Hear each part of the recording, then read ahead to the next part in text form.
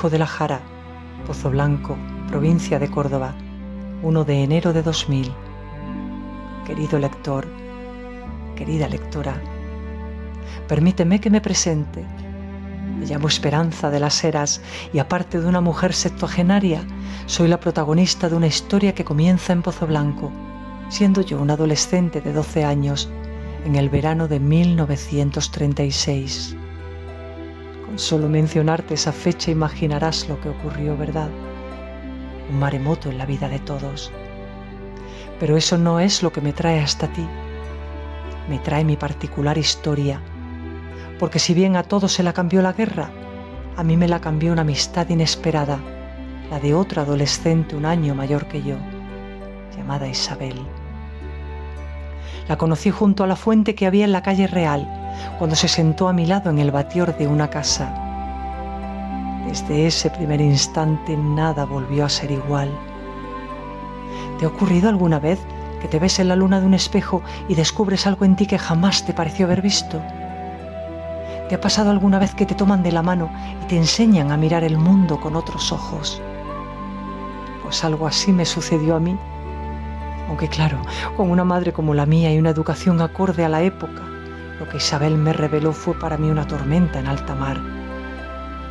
Pero son las tormentas las que a veces nos sacuden y nos convierten en seres arrojados, fuertes, capaces de defender ideales nuevos.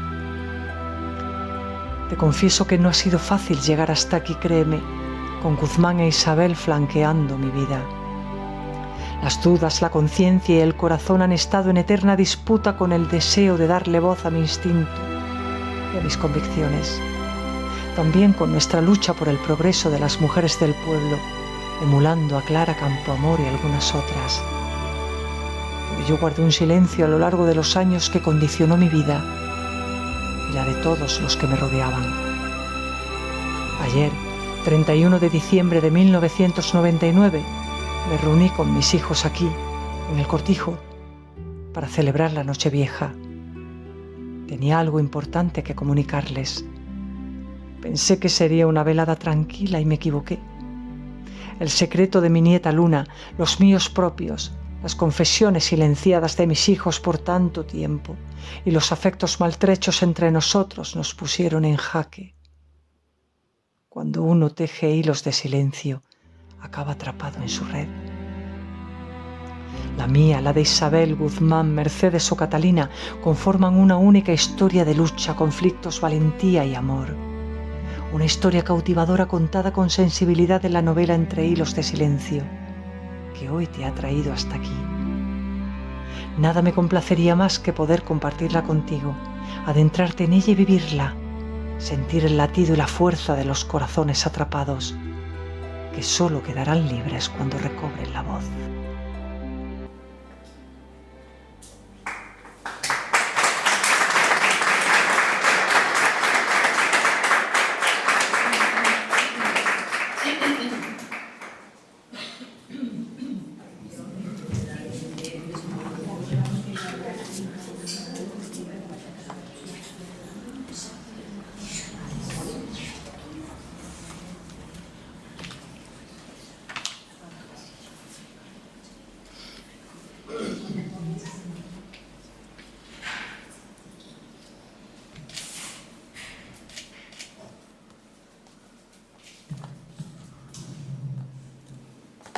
Buenas tardes a todos y a todas. Muchas gracias por estar esta tarde aquí en la biblioteca en una presentación de un libro de una paisana. Estoy, la verdad, que encantada, se lo comentaba ella, de estar esta tarde aquí, porque además es verdad que es un libro muy apasionante, muy cercano, muy familiar, muy bueno. Tiene ahí un poco de todo. Ahora yo, por lo menos, mi apreciación me queda un poquito para terminar de leerlo, me está encantando. Y bueno, voy a contar un poco también las apreciaciones de lo que yo he visto en este libro.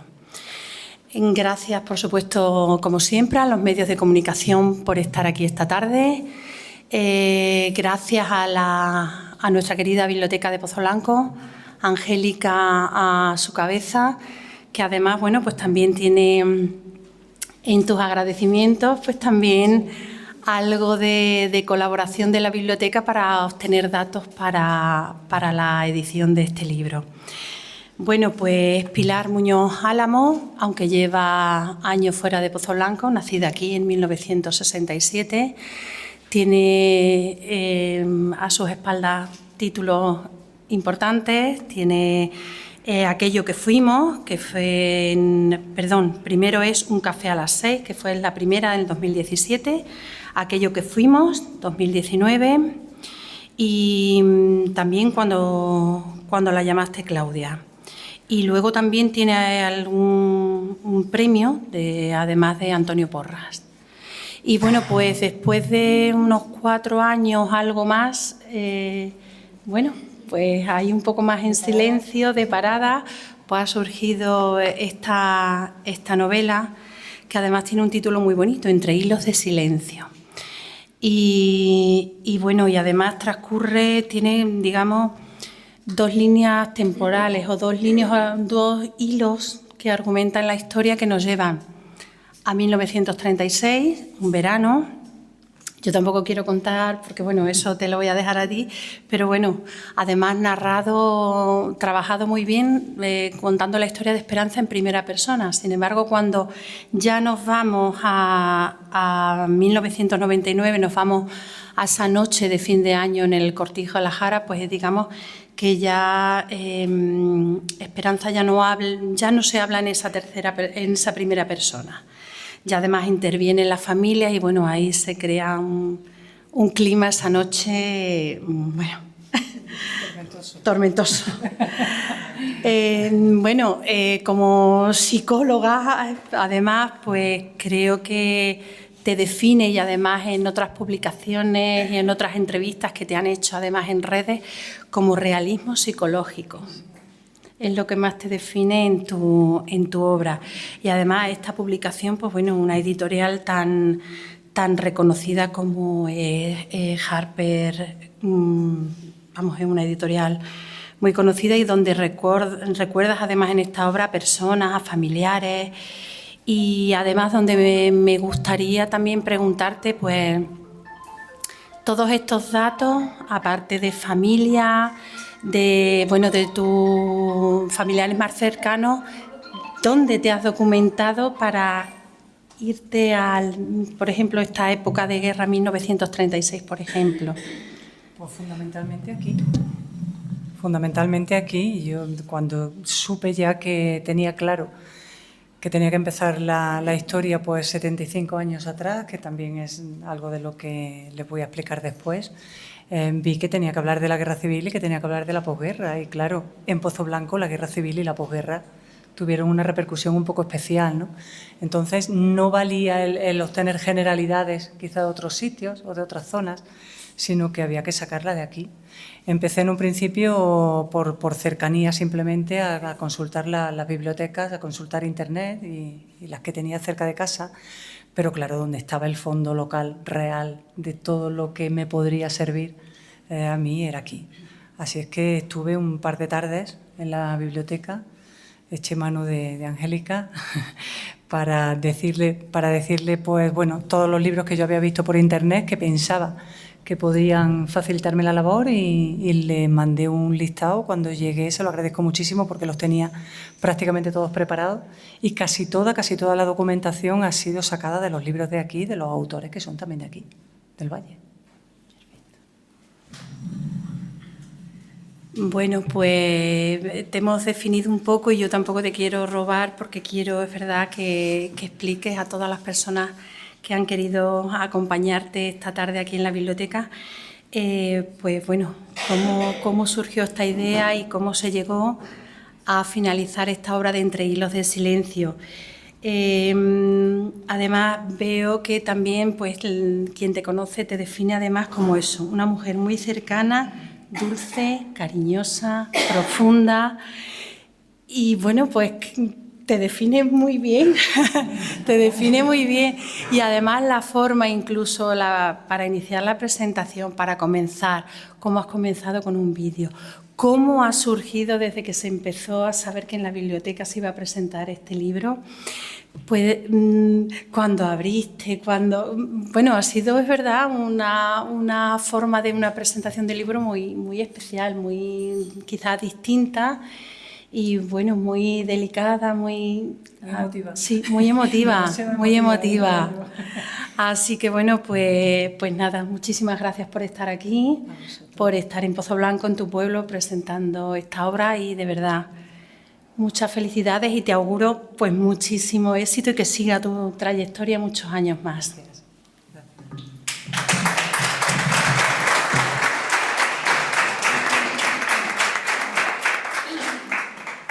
Yo, antes de empezar la presentación, quiero dar las gracias también.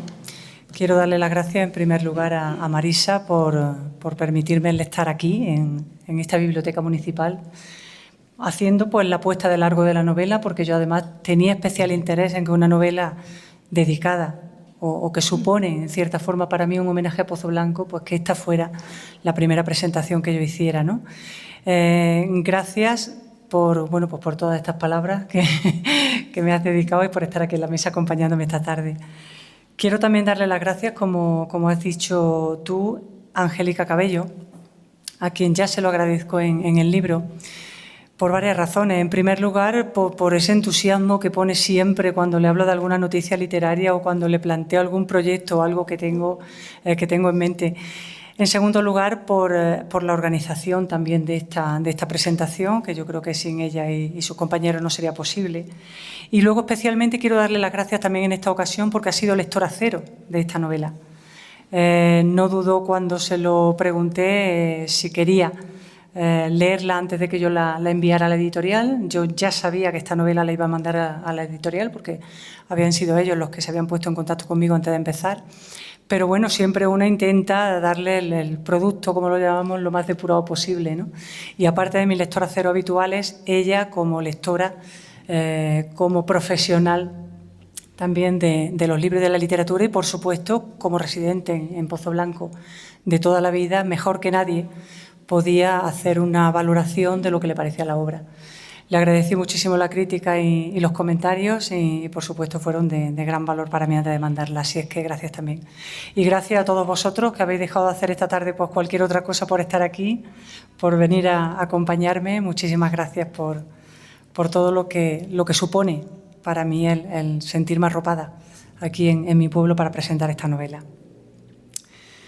Hay quienes dicen, algunos no estarán de acuerdo, pero bueno, vamos a dejarlo ahí, que solo se vive una vez, que vida solamente hay una y que, por tanto, esa vida hay que vivirla y que disfrutarla al máximo.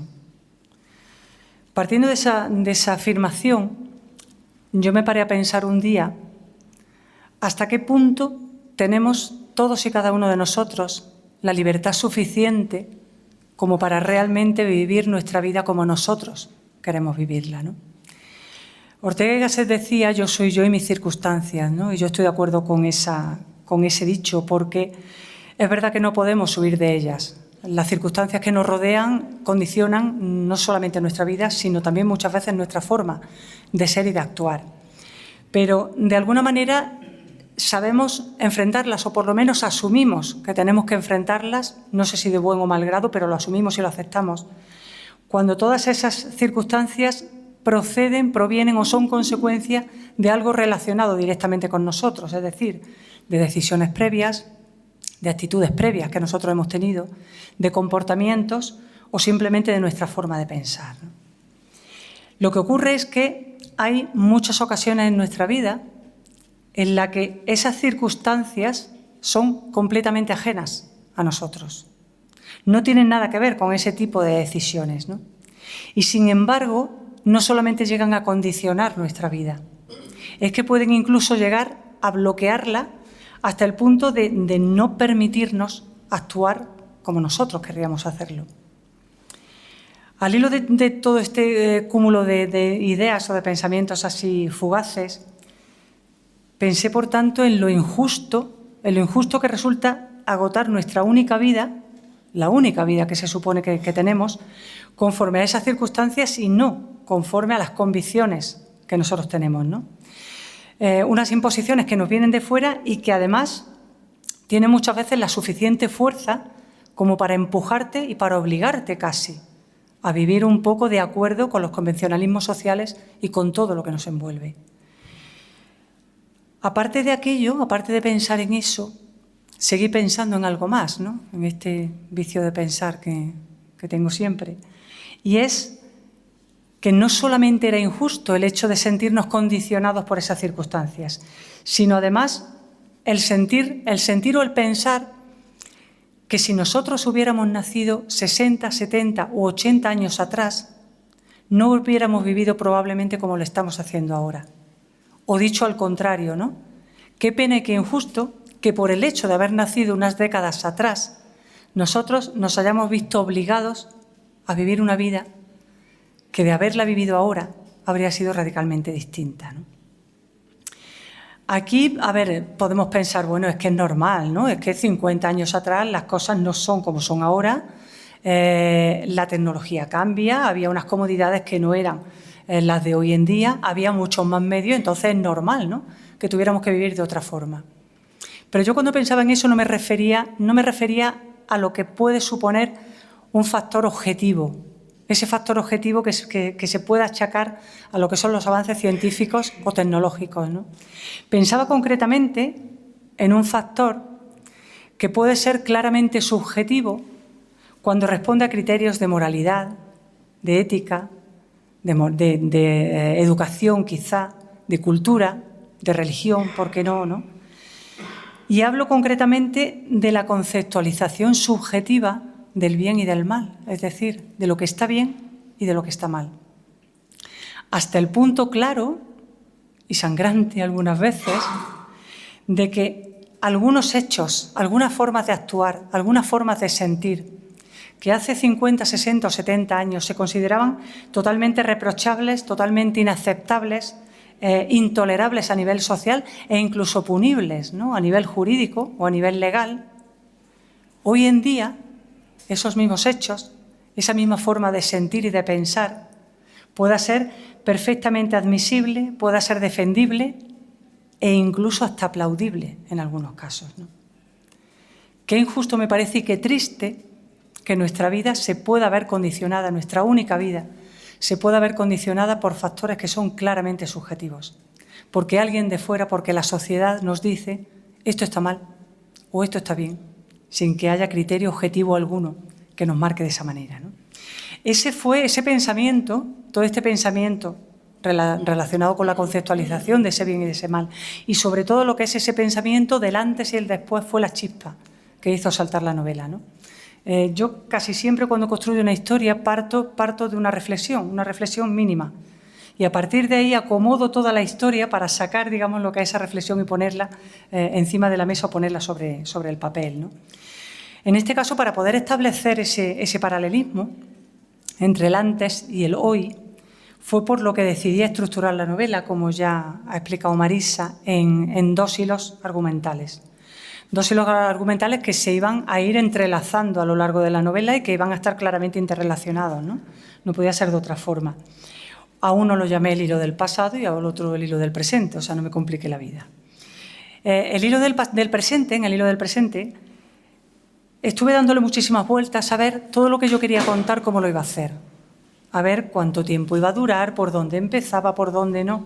Y al final decidí que todo iba a suceder en un solo día, solamente un día, el 31 de diciembre de 1999, cuando Esperanza, que es la protagonista por excelencia de la novela, decide pues congregar a sus familiares, invitar a su familia más directa al cortijo de la Jara, pues con la excusa de celebrar la Nochevieja, pero en realidad con el deseo de comunicarles algo importante en su vida, algo que tenía que trasladarle a ellos, ¿no? En ese hilo, Esperanza, mientras va colocando los adornos navideños, mientras se levanta por la mañana, mientras se asoma por la ventana esperando que por ese camino pedregoso lleguen sus hijos, empieza a recordar todo lo que es su vida entera, empieza a hacer balance de lo que es su vida entera, ¿no? Y se remonta al año prácticamente, en un principio, a 1925, que es cuando ella nace, aunque la novela arranca realmente en 1936 con el alzamiento. En ese hilo del presente también va a haber un personaje que es Luna, que es la nieta de Esperanza, que en un principio puede parecer que es una joven, pues bueno, sin prácticamente vida por delante, pero que sin embargo va a tener muchísimo que contar. Y que en esa tormenta que se va a desencadenar después en ese día, también va a tener muchísima relevancia, porque también esconde un secreto que va a exponer delante de toda su familia y un poco en combinación con su abuela, con la que se entiende a la perfección. En el hilo del pasado, yo me remonto, como he dicho, a 1936, ¿no? Aquí tenía que contar toda la vida de Esperanza y eran 75 años de historia, 75 años de vida. Para eso empecé directamente con el alzamiento, sin más preámbulos. Y en los primeros días de ese alzamiento, que se produce en Pozo Blanco en julio de 1936, ocurre un suceso trágico en la vida de Esperanza. Un suceso trágico que pone su vida y la de toda su familia la pone del revés, ¿no? Y es justamente en ese momento en que su vida se pone del revés, en que tiene todas las nubes negras, una niña con 12 años, imaginaos, en que tiene todas las nubes negras y toda la inseguridad del mundo en la cabeza. Ahí es justo cuando conoce a Isabel. Isabel es una chica, otra adolescente, un año mayor que ella, de 13 años, que ha llegado al pueblo para vivir con su tía Juana, porque su madre, Catalina, se ha ido a luchar como miliciana al frente de Granada.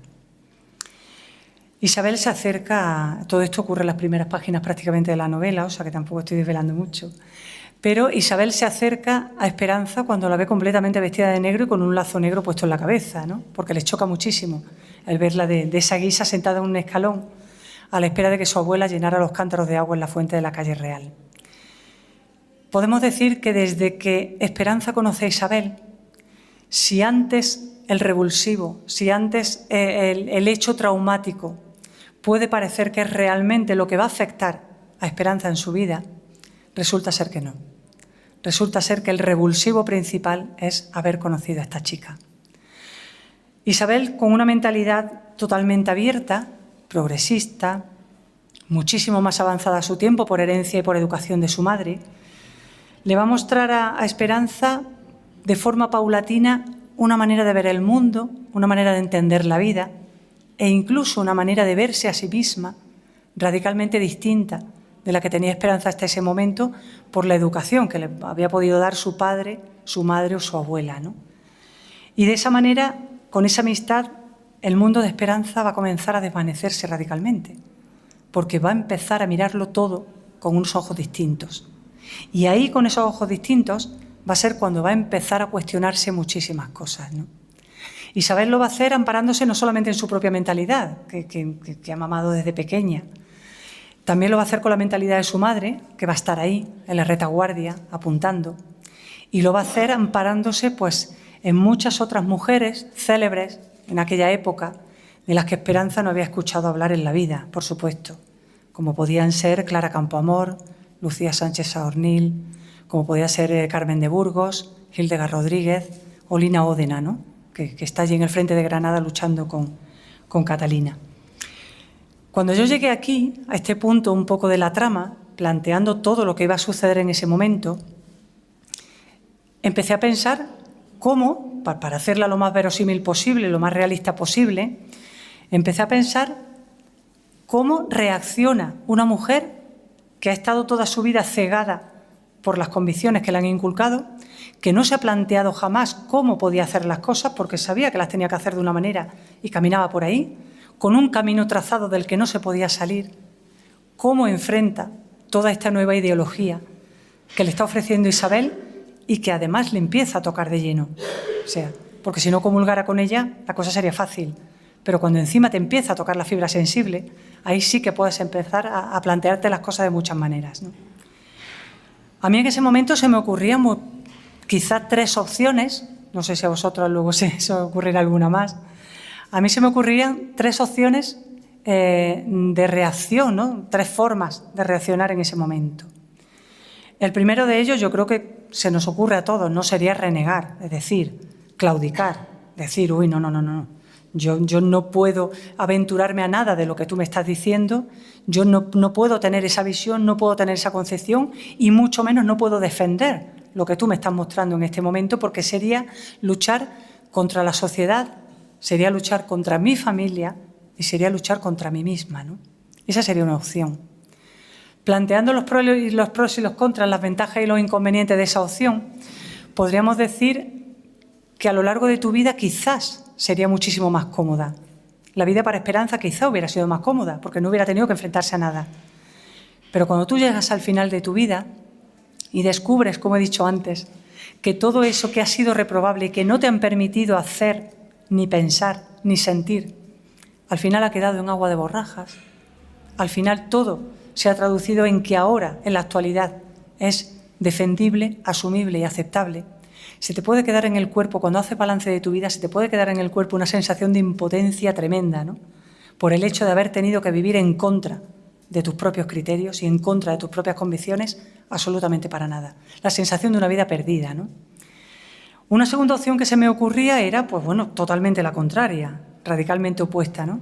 Rasgarse las vestiduras, decir aquí estoy yo, voy a batallar por todo esto que yo considero que es verdad, que me gusta, que quiero defender a partir de ahora, y atacas a quien tengas que atacar. O sea, vas en contra de todos los paradigmas sociales, vas en contra de tu familia y vas en contra incluso de las propias dudas que te puedan surgir a ti, ¿no?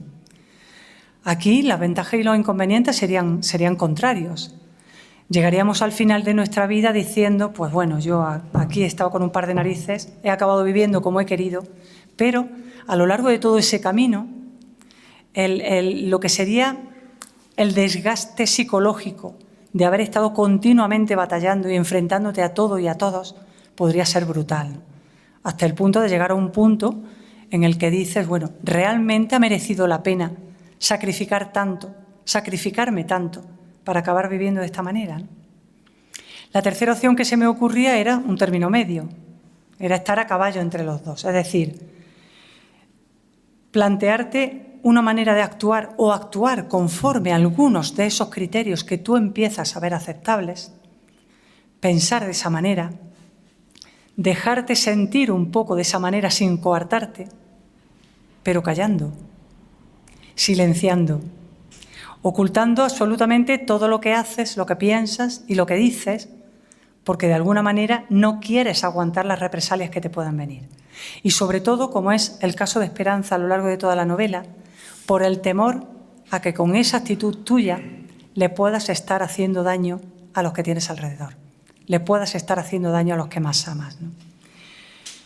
Esa podría ser quizá la opción más plausible, ¿no? La opción más cómoda.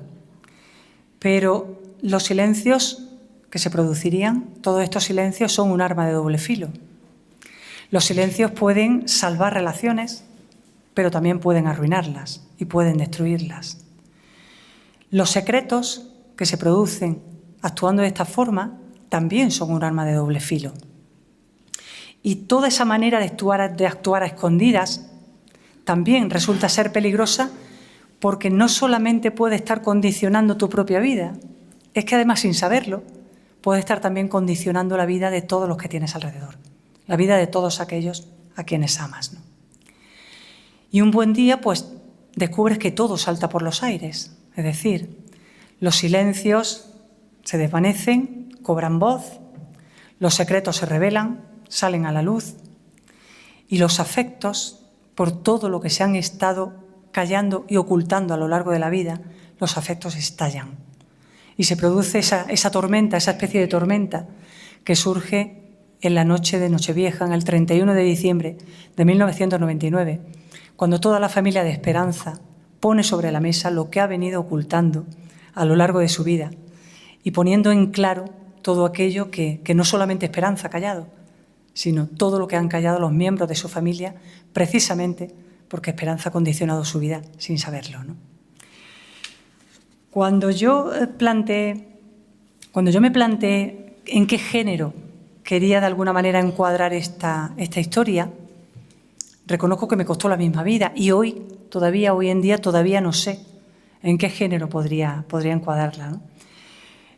Podríamos decir, hay quienes dicen por aquí o quienes la están catalogando ya cuando la clasifican en las redes, en las librerías y tal, que estamos ante una novela histórica.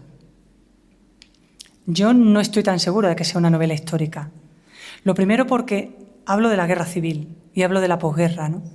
Pero esta no es una novela que gire en torno a la guerra civil, ni es una novela que gire en torno a las posguerras.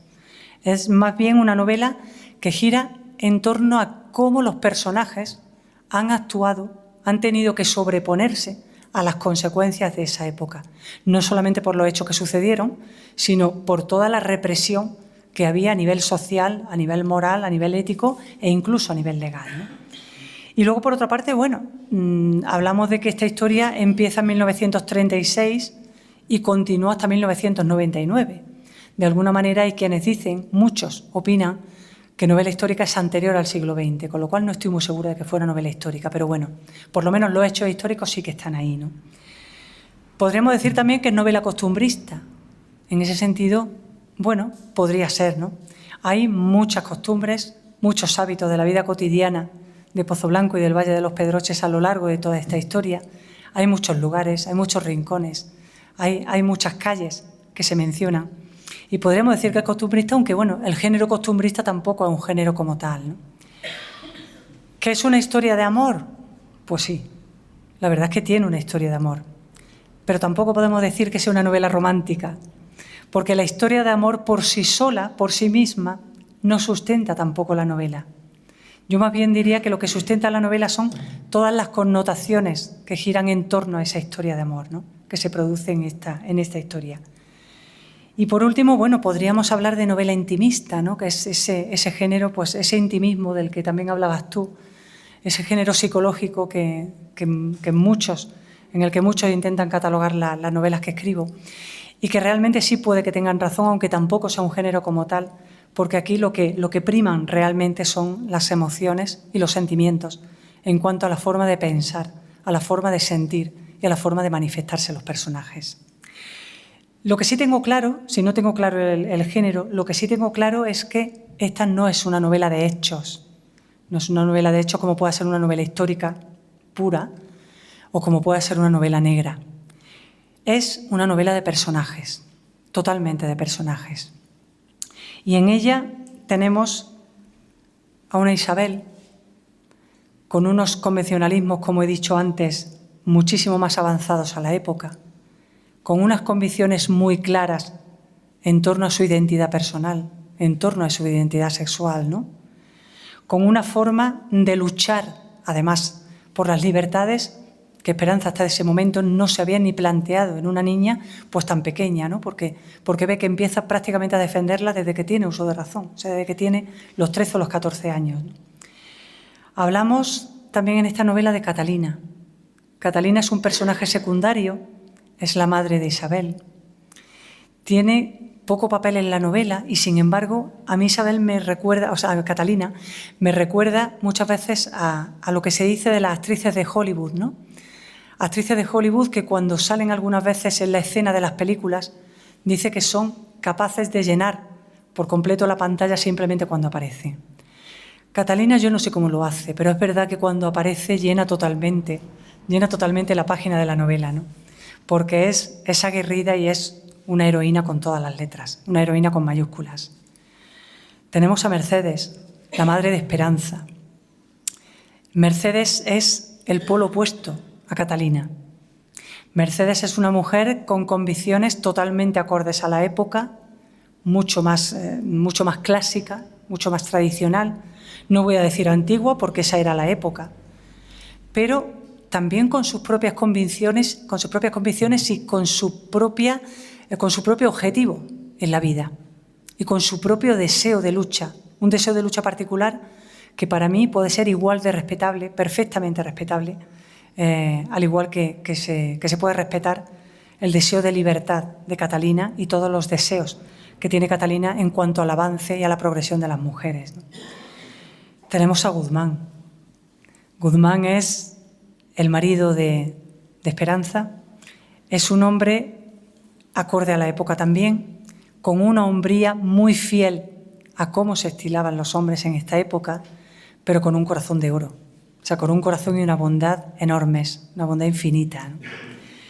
Tenemos a Luna que es la nieta de Esperanza, Una chica con 18 años, con una frescura y una jovialidad tremenda, pero con muchos miedos. Y a la vez que con ese ímpetu de juventud, pues con esa madurez incipiente que le hace estar todavía muy insegura de sí misma, hasta el punto de llegar a poner también un poco en peligro su propia identidad por no saber muy bien cómo enfrentarla, ¿no? Y por último tenemos a Esperanza, que es la protagonista por excelencia, que quizá yo podría decir que es el personaje que más evoluciona a lo largo de la novela por todo este paso desde las convicciones de su madre hasta las convicciones con las que terminará al final de la novela, ¿no? Me planteé dónde situar la trama. Yo creo que cada vez que nos sentamos a escribir y que de alguna manera sentamos lo que es todo el precedente ya del hilo argumental, ya que sabemos todo lo que queremos contar, la pregunta del millón es dónde situar toda esa trama.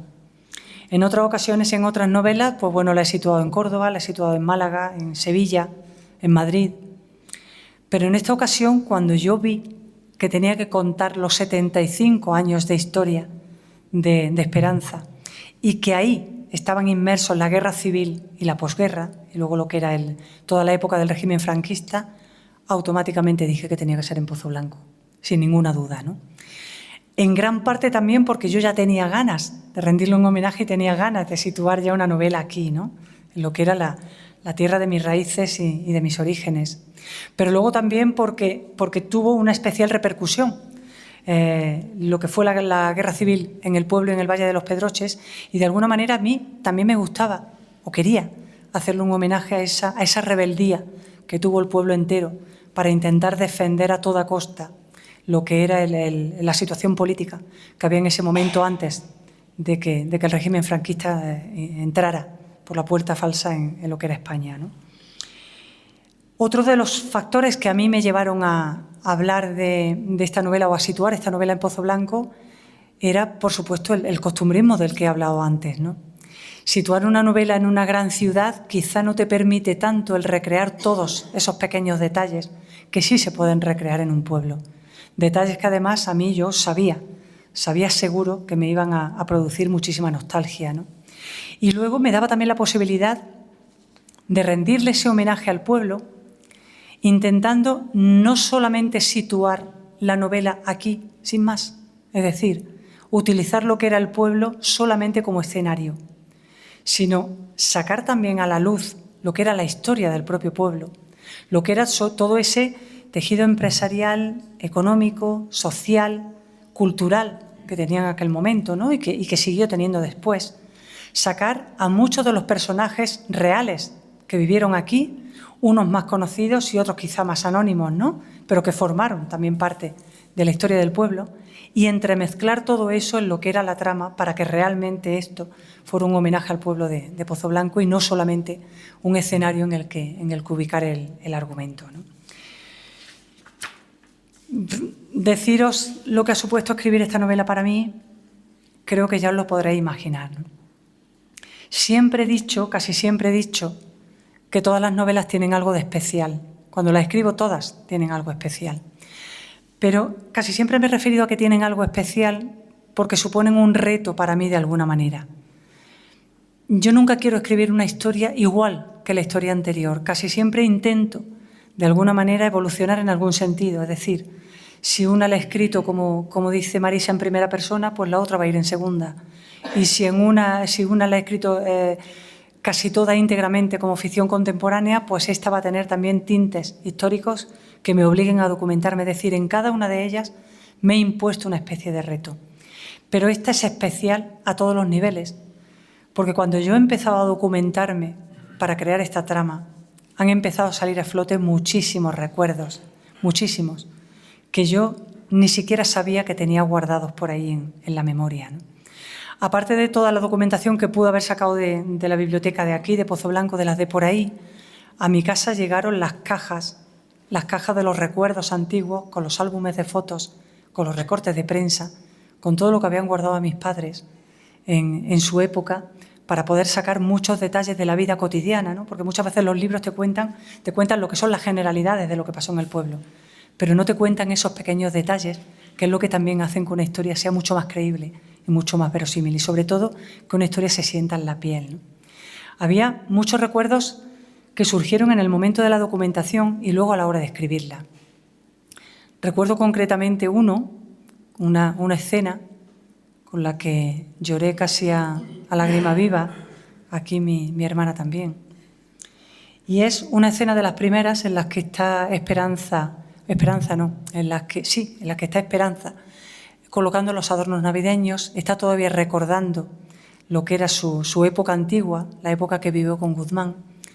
Pincha un vinilo en el tocadiscos y ese vinilo es de la Peña de Marcos Redondo, cantando el villancico del Torrenito del Pico.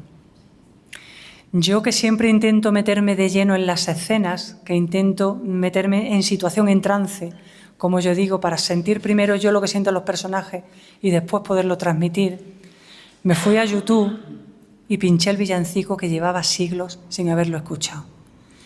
Y a mí me entró por el cuerpo lo que no os podéis ni imaginar, ¿no?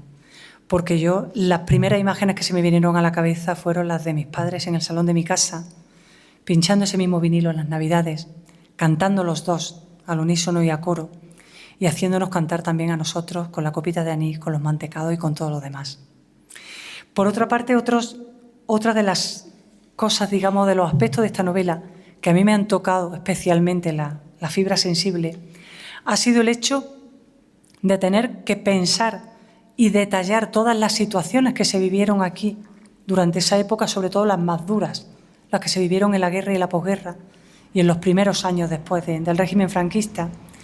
El haber tenido que coger a los personajes y haber situado esos personajes con su forma de pensar, con su forma de sentir, enfrentándose concretamente a esas situaciones. Muchas de esas las vivieron también los familiares que yo tuve aquí. Recordar, por ejemplo, cómo mi madre se iba con mi abuela a un refugio. Yo hasta entonces no me había parado nunca a pensar prácticamente en lo que eso supuso.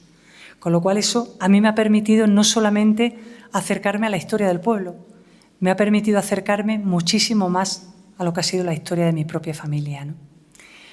Esta novela es especial porque yo creo que muchos de esos personajes, también tengo que decir que aquí, como solía hacer Alfred Hitchcock en alguna de sus películas, ¿no? Hacía cameos y salía algunas veces en algunas escenas, aunque fuera de forma esporádica. A muchos miembros de mi familia también lo he salpicado por aquí, colocándolos de forma anónima a lo largo de la historia. Y junto a ellos, pues como digo, muchos personajes del pueblo, muchas personas reales del pueblo que quizá van a tener aquí un papel mínimo, un papel a lo mejor irrelevante, pero que para mí se van a quedar inmortalizados para siempre en esta novela que yo considero también un homenaje. Por último, deciros solamente, sin desmerecer, por supuesto, a los hombres que hay en esta sala, ni desmerecer a los que nos puedan estar escuchando, nada más lejos de mi intención. Sí quiero, de todas formas, el deciros o el dedicaros a vosotras la dedicatoria que va en esta novela, que no va personificada como en mis novelas anteriores, sino una dedicatoria mucho más genérica y que dice: a ti, mujer, que tanto has luchado por lo que sentías que merecía la pena. Gracias.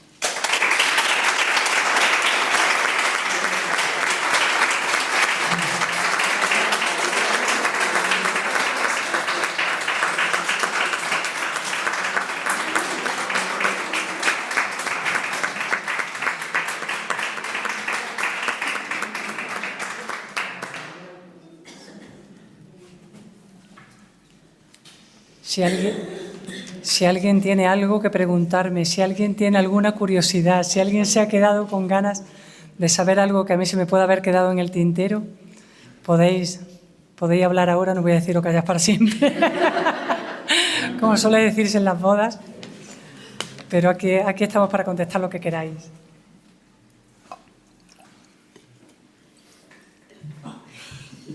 Sí, mira, has dicho al principio de las personas cuando tienen esa libertad de escoger lo que puedan escoger, ¿no? Por supuesto, ya seguro que no pudo, ¿no? Por las circunstancias de la época. También hay que vivir, que 75 años atrás hay que vivir esas circunstancias. Pero lo mío, lo que yo te quería preguntar era, después del golpe de Estado, claro, que a ella le toca vivir esa represión, una mujer en una época de de dictadura, que es lo que había, ¿no? Y en un mundo rural en el que ni siquiera tendría una educación cultural, en la que ella veía a esa, por ejemplo, Catalina, como has comentado, que a lo mejor era progresista, pero ella no podría, si viviera lo que ella quería, que dices que era la segunda opción, de ella enaltecerse y ponerse arriba, a lo mejor no hubiese podido, ¿no? Porque las circunstancias de la época no le hubiese dejado.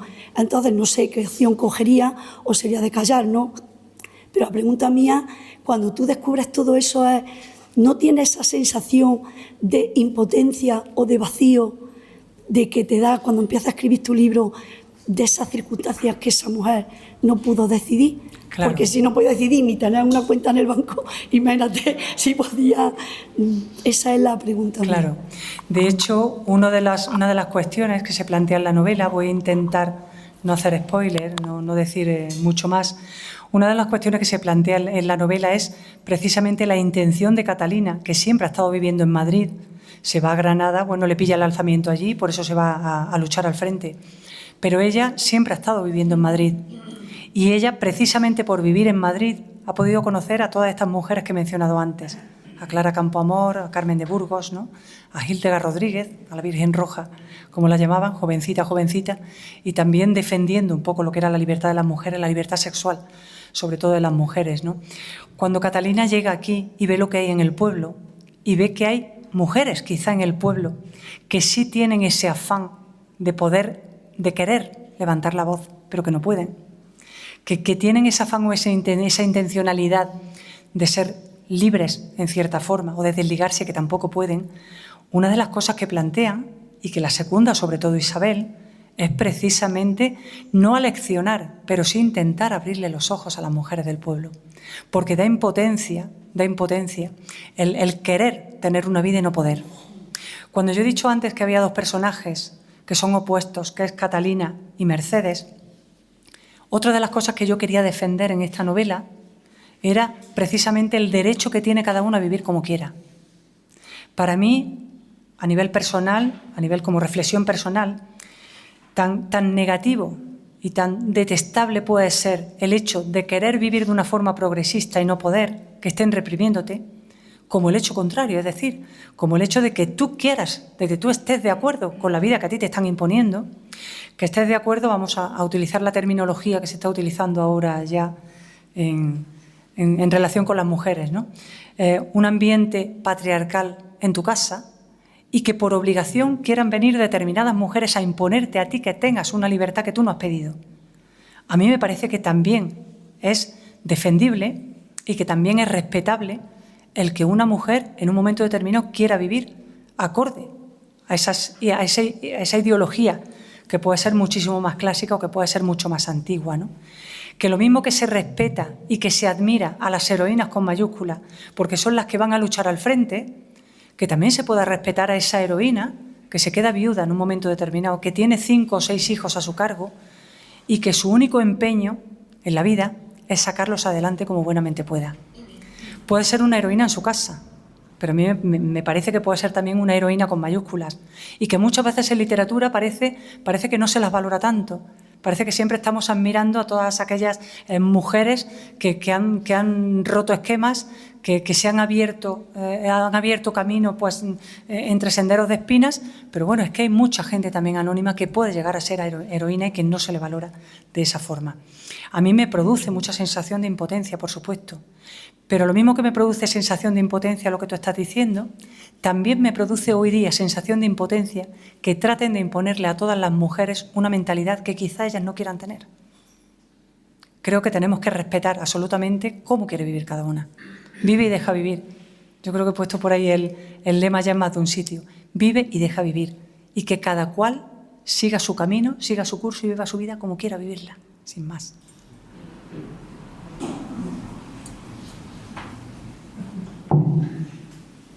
Entonces parece ser una novela de libertad de mujeres, no sé si se oye, de libertad de mujeres y con un punto psicológico.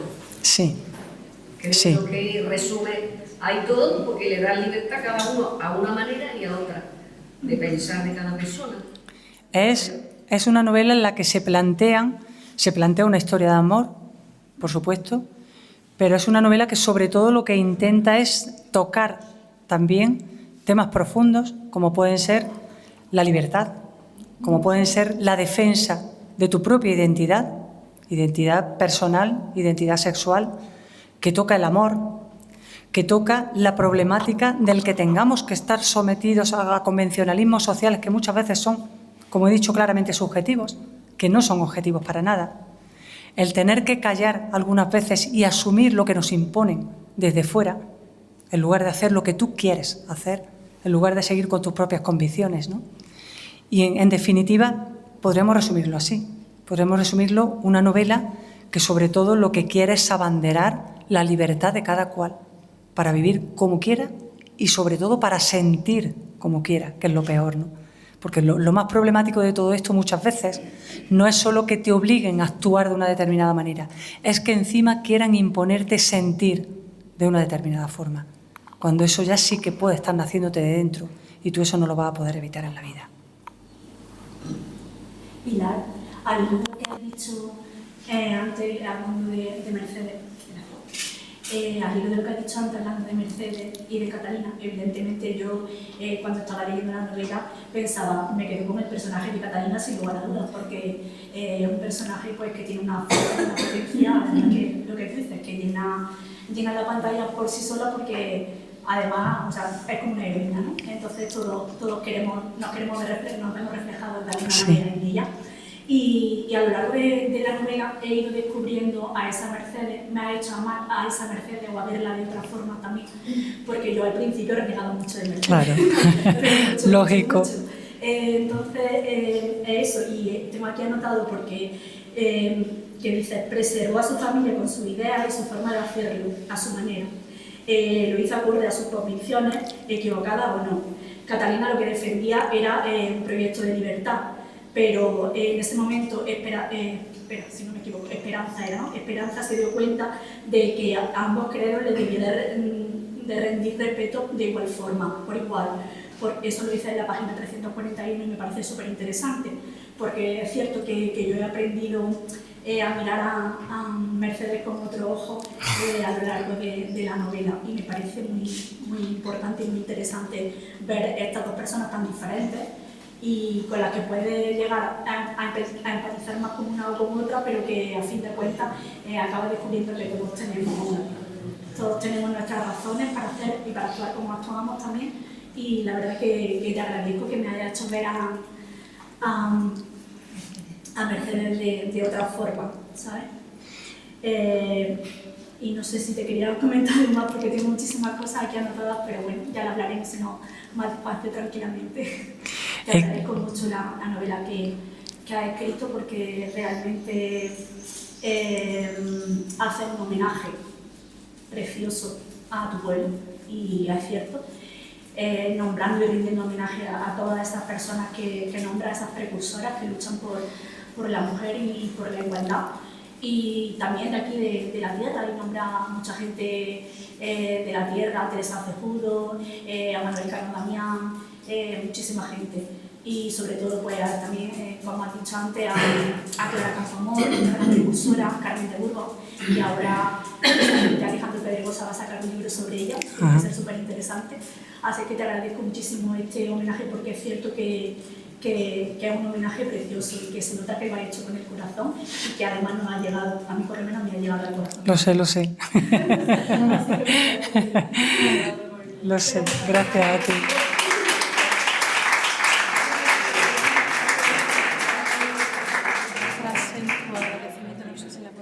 ¿El qué? Sí. Sí.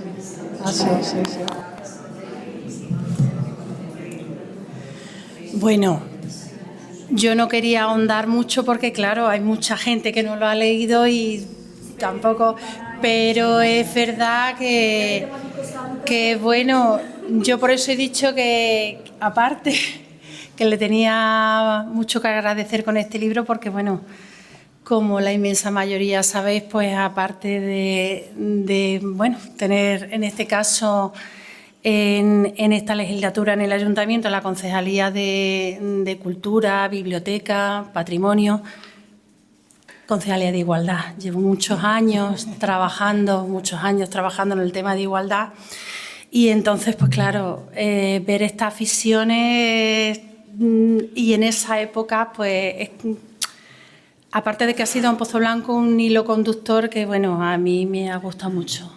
Por eso he dicho que es adentrarte en el libro y es verdad que es muy especial ver esta visión. Hay una parte en su agradecimiento que le he pedido permiso, no forma parte del libro, pero lo define como muy bien, como ella ha dicho que es. Permitidme que en esta ocasión también le dé las gracias a la mujer que llevo dentro, que se revela y lucha por darle voz a un sueño con la fuerza y el tesón de quien siempre termina creciéndose ante las dificultades. Esta novela va para ella, por las mujeres que han luchado por lo que sentían que merecía la pena. Y de esta forma ella termina diciendo, por darme vida. Entonces es verdad que es una forma muy bonita de terminar esta historia.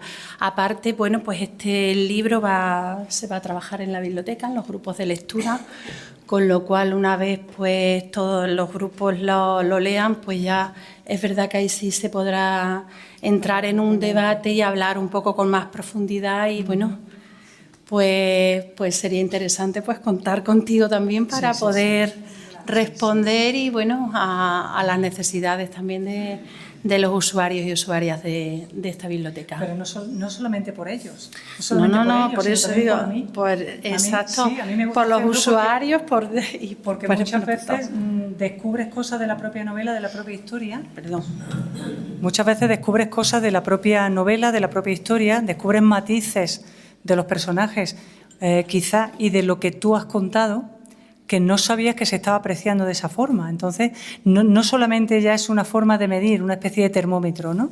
Para medir un poco si lo que yo quería en este caso transmitir es lo que ha llegado o no. Porque a fin de cuentas la literatura es un acto de comunicación, o sea que es un emisor, un receptor en medio de un canal y ahí se puede perder perfectamente el mensaje, ¿no? Entonces siempre es bueno evaluar hasta qué punto llega de esa forma. Pero luego es que algunas veces ellos te descubren cosas y dices, ¿y eso lo he transmitido yo? O eso realmente estaba dentro de la novela, ¿no? Ese matiz. Entonces, a mí me gusta hacerlo no solamente porque es enriquecedor para quienes lo han leído, sino muchísimo, muchísimo para mí. Así que estaré encantadísima. Y además ahí ya, como se puede decir todo...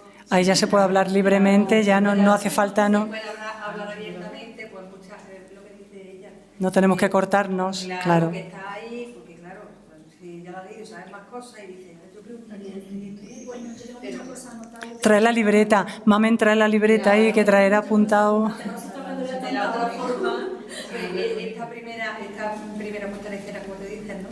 Pues bueno, abre, yo creo que ofrece, no sé, o transmite unas ganas enormes de leer la novela. Y claro, pero dice, bueno, cuando la pienso, ¿no? Porque pasa otras veces, cuando ya la has leído y dices, joder, y ahora yo le puedo preguntar. No tengo delante, a lo mejor ha ido a una presentación y luego ya no vuelve a ver nada. Claro, dices, claro. ¿por qué hizo esto así? ¿O por qué ha seguido esta línea? ¿O por qué? Y te quedas ahí con un montón de dudas que te gustaría que te explicaran. Y la verdad que cuando te lo explican dices, ahora lo entiendo. Y lo que tú has pensado, que era algo que no tenía nada que ver con lo que te ha querido transmitir ella, ¿no? Entonces, la verdad que es enriquecedora desde los dos puntos de vista, pero sí. desde los lectores muchísimo. Yo no sé tú por qué los escritores, pero... Claro, y que cada persona lo va a interpretar de una manera distinta. Exactamente. Cada lector hace la novela suya. Yo tenía una pregunta, pero ya la has contestado tú en la exposición. Solamente te quería agradecer la tarde que estamos pasando, por lo menos yo, estoy pasando una tarde genial. Agradecerle a todo el que lo ha hecho posible, a ti la primera por escribirlo, a todo el que lo ha hecho posible. Estoy muy de acuerdo con todo lo que ha dicho Mamen y que han suelto sus preguntillas. Y solamente decirte que no me extraña para nada que alguna de tu obra esté pues, en relación con nuestro pueblo. Nos fuimos pequeñas del pueblo, pero cuando se oye Pozo Blanco por ahí todavía se nos pone la piel un poquito de gallina. Cuando hay partidos de fútbol, cuando hay alguien que dice, ¿tú de qué pueblo eres? Porque habla de una forma especial, ¿de qué pueblo eres? Sí. Pues yo de Hinojosa de Pozo Blanco, pues yo también. Y nos da una alegría tremenda, llevamos ¿cuánto? ¿38? ¿40 años fuera? No, más, mucho más. Yo me quedé años atrás. Así que ya No, no, mira, además, el otro día, sí, no sé cómo fue, a hilo de lo de la novela o eso, pues no sé ya en qué, si YouTube o donde era, aparece dueña, no sé qué, digo, de mi pueblo, seguro. Pero dueña en García o dueña, no sé, de mi pueblo. Y ya dice, será de mi pueblo, ¿y cómo podré yo con tanta ganas? Claro. Es verdad que, hombre, que ya tenía 8 años cuando se fue. Ya tenía 8 años, yo era más vieja, pero ya tenía. Y todavía tiene. Y con la bella de Barco Redondo llorábamos cada vez que le ponemos. Porque es verdad, es que. No sé qué este pueblo no Las está raíces están ahí. Pues nada, si no... Dime, Ay, espérate, perdón. que está perdón. Laura. Laura. Bueno, yo poco más puedo aportar a las explicaciones y lo que han dicho el resto de lectores. Yo quería agradecerte en sí que en el mundo tan convulso, tan rápido y tan difícil que nos ha tocado vivir tan global, nos ayude a reflexionar. Creo que tus novelas, aparte de entretener, nos hacen pensar. Sí. Y me encanta tu punto de partida, que es esa reflexión previa para luego llegar a pensar y a llegar a la reflexión tan hermosa que ha hecho ella y tú, ¿no? Que es importante respetarnos, vivir, dejar vivir, pero te agradezco de verdad que no sé cómo catalogarlas, si costumbristas, si intimistas, si psicológicas, porque me encanta ese punto en el que penetra en nuestro corazón, en nuestra alma, en nuestra mente, y aparte de ser una magnífica escritura, porque novelas maravillosamente, desde puntos cotidianos, momentos que todos no son muy fáciles de leer. Siempre digo que tus novelas no son simples, pero sí que son muy fáciles de leer y por tanto animo a que, aparte de pasar un buen rato, se animen a reflexionar y a que algo dentro de ellos se remueva. Entonces quiero agradecerte tu manera de ser y tú misma, y al lado de lo que has puesto, que brava tú y brava por ser tú, Pilar. Yo es que...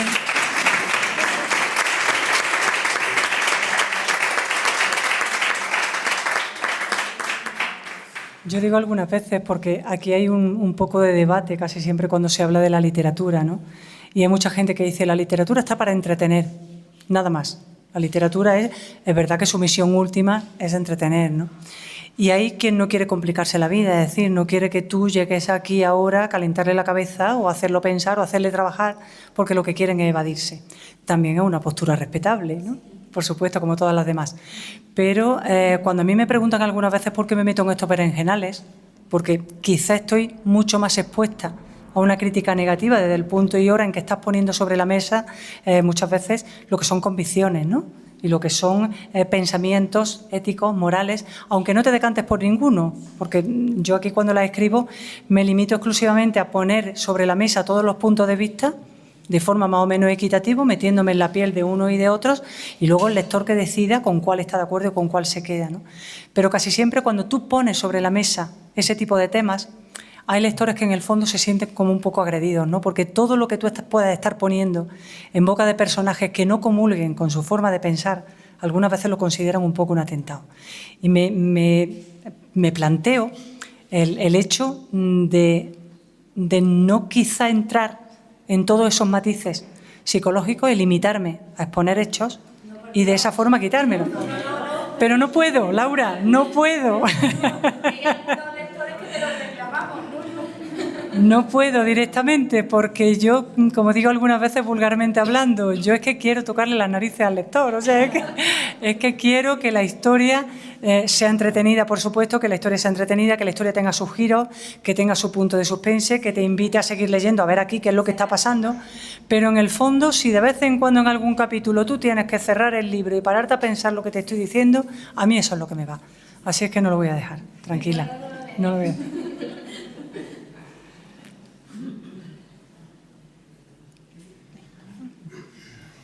Bueno, pues muchas gracias a todos, muchas gracias especialmente a Pilar y nada, también aquí pues es verdad que está de la papelería Ángel López para que podáis comprar también los libros y bueno, está aquí la autora para firmarlos y para...